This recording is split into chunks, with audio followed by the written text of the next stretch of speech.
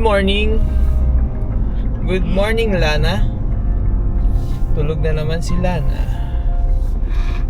Puyat na puyat. So today, it's our third day here in Aurora Province. So kaagaling lang namin sa Dibut Beach sa Barangay San Luis. Sa Barangay Dibut, San Luis, Aurora Province. So nag-camping kami doon for 2 days. So okay naman yung place, hindi masyadong crowded. Tapos maganda yung beach nila. 2 days? 3 days? Wednesday na. 3 days na pala. Okay, 3 days.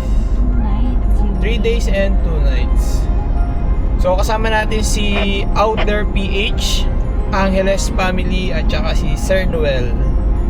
So ayun, so for today, break camp kami sa Dibut Beach at papunta naman kami ngayon sa Kasiguran. So I'm not sure kung dadaan pa kami sa Dipakulaw, pero ang main destination natin for today is Kasiguran, Aurora. So samahan nyo kami. Tara! White clouds in the sky as the moments fly. Whispers in the breeze, bringing gentle, subtle breeze.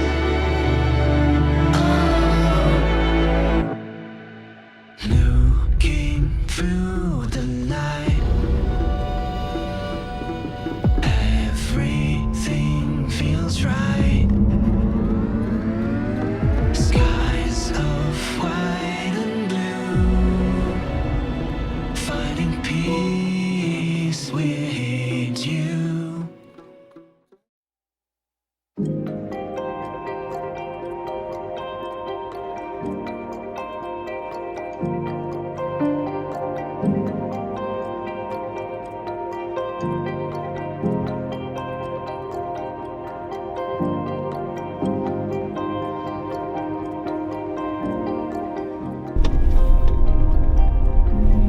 Papakain po ng lupa. Nandito kami ngayon sa Parang Hills dito sa Aurora. So ang ganda ng view dito. Kitang kita mo yung Pacific Ocean. Kung makikita nyo sa video natin sa taas, ayan, no? Ang ganda ng view.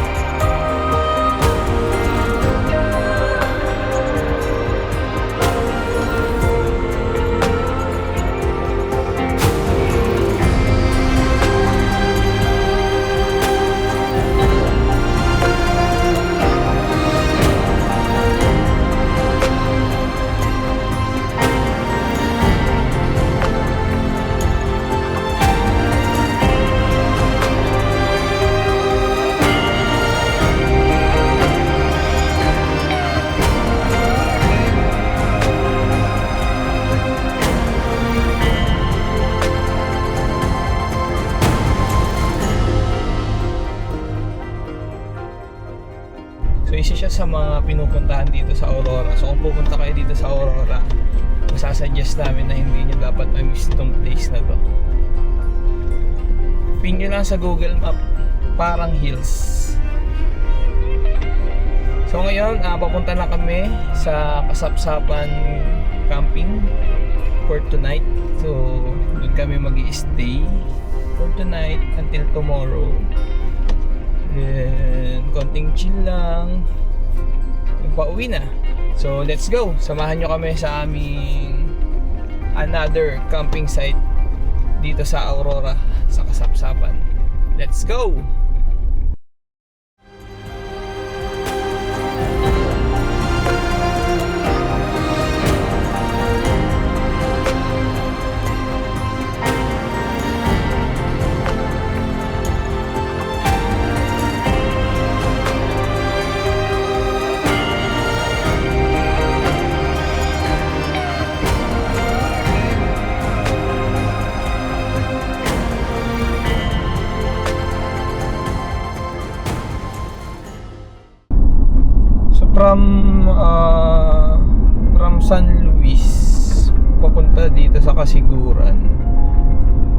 inabot tayo ng mga 3 hours din.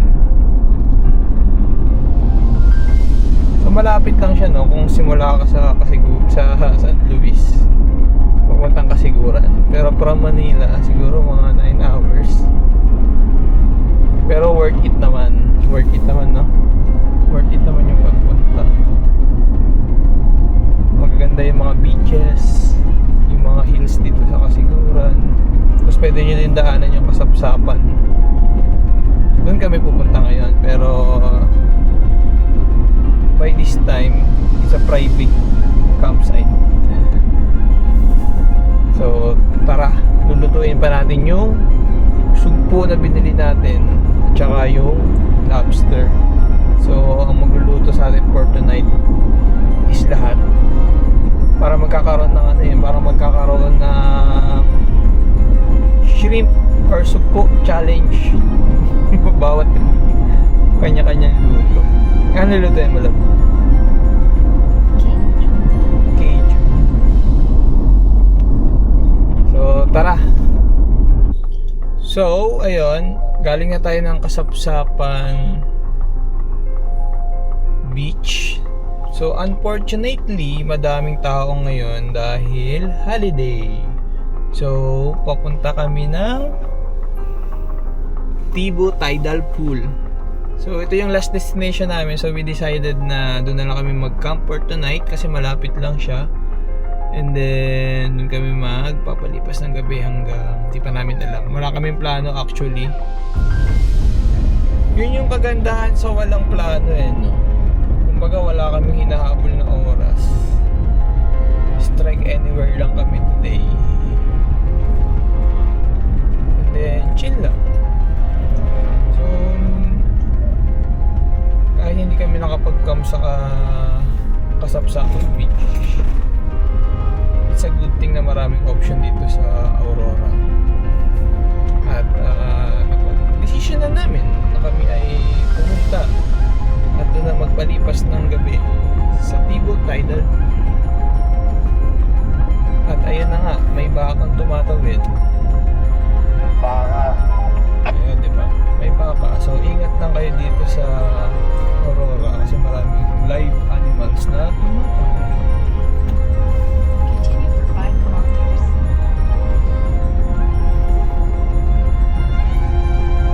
So maaga pa naman, so meron pa tayong time para mag-set up, mag-chill, magluto ng hipon, sugpo at saka ng ating biniling lobster. So let's go!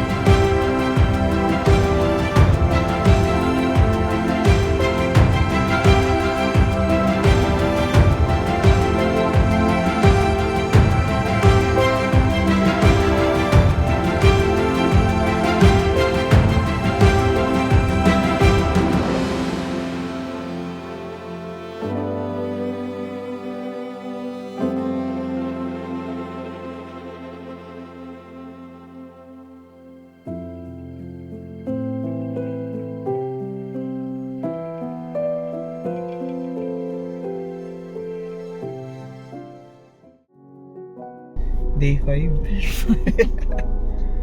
So day 5 na namin ngayon dito sa Aurora. Paalis na kami dito sa Tibo Tidal Pool or sa Paradiso di Kasiguran.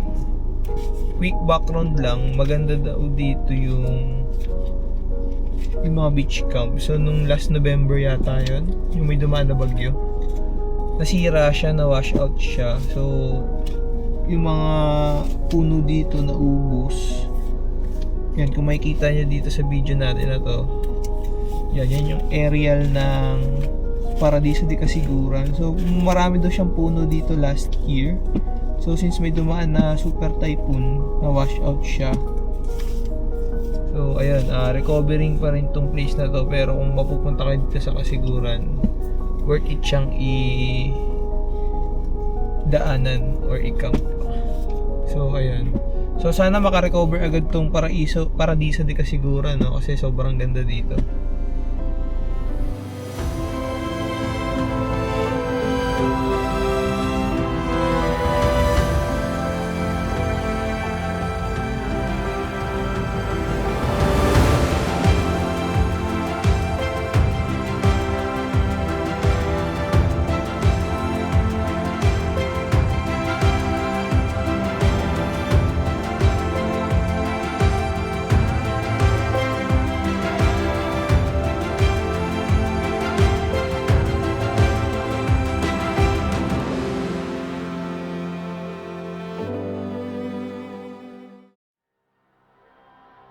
No, 14 kilometers of off-road. Ang haba. So papunta kami ngayon sa Dibulok Falls, dito sa may Isabela na siya na part. So side trip muna namin siya bago kami umuwi ng Laguna. So it's a 14 kilometer off-road dadaanan. So may konti na rin tayong trail.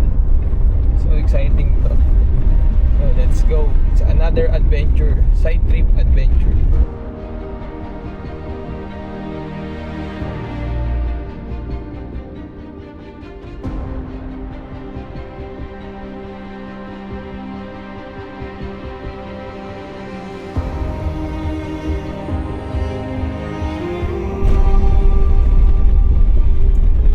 So nandito na tayo ngayon sa Dibulok. So papunta na tayo sa falls. So nag-route lang tayo ng konti kasi meron daw ditong shortcut na mas malapit. Ayun, kasama natin sa harapan sila Sir Alex with Rednax and Ate Ems. Ayan.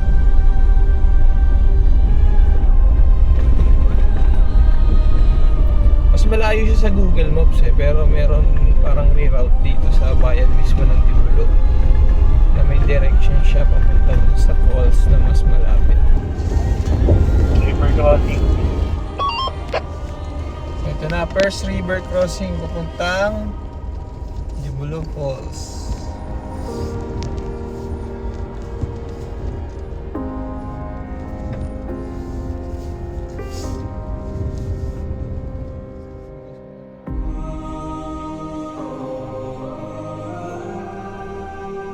Second river crossing done.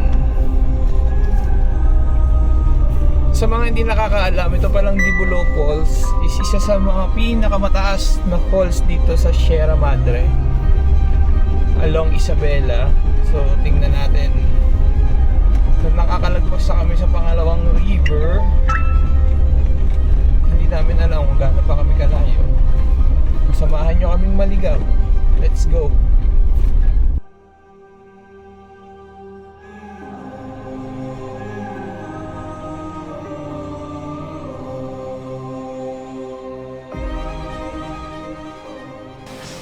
So meron tayong 15 minutes walk papunta dun sa falls. So tara. Let's go.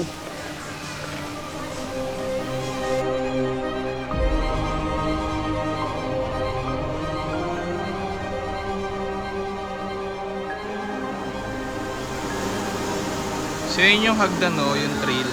Nakakatin natin para makapunta dun sa falls.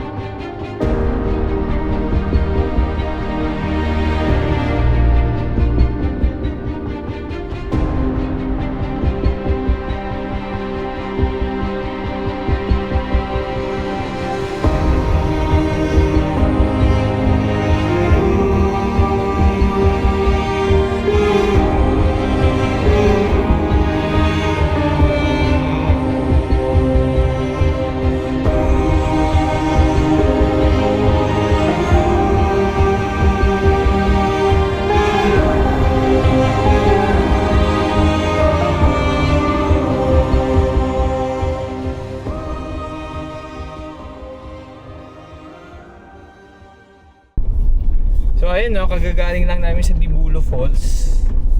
Ang lamig at ang sarap ng tubig. So isa siya sa pinakamalaking falls around Sierra Madre. So worth it siya puntahan. Napakaganda ng Dibulo Falls. So worth it siya puntahan, no, kung magagawi kayo or makakadaan kayo dito sa part ng Dipanige. Ano? Dipanige. Di napigi. Dinapige. Dinapige. Yun. So worth it siyang puntahan kung bumibiyahe kayo sa area na to. Daanan na siya, worth it siya. Tsaka hindi siya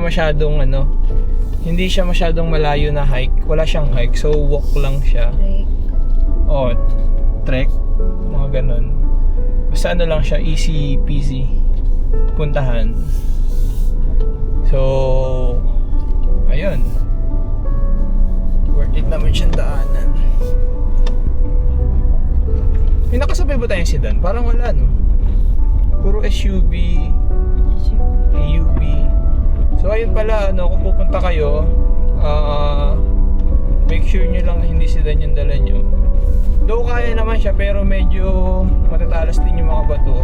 Lalo dun sa river crossing, parang may dalawa sa gitna na medyo matalas tsaka mataas. Kaya ayun, huwag nyo na lang i-risk. Pero kung halimbawa naman na mawala yun or tanggalin nila, pwede na siguro.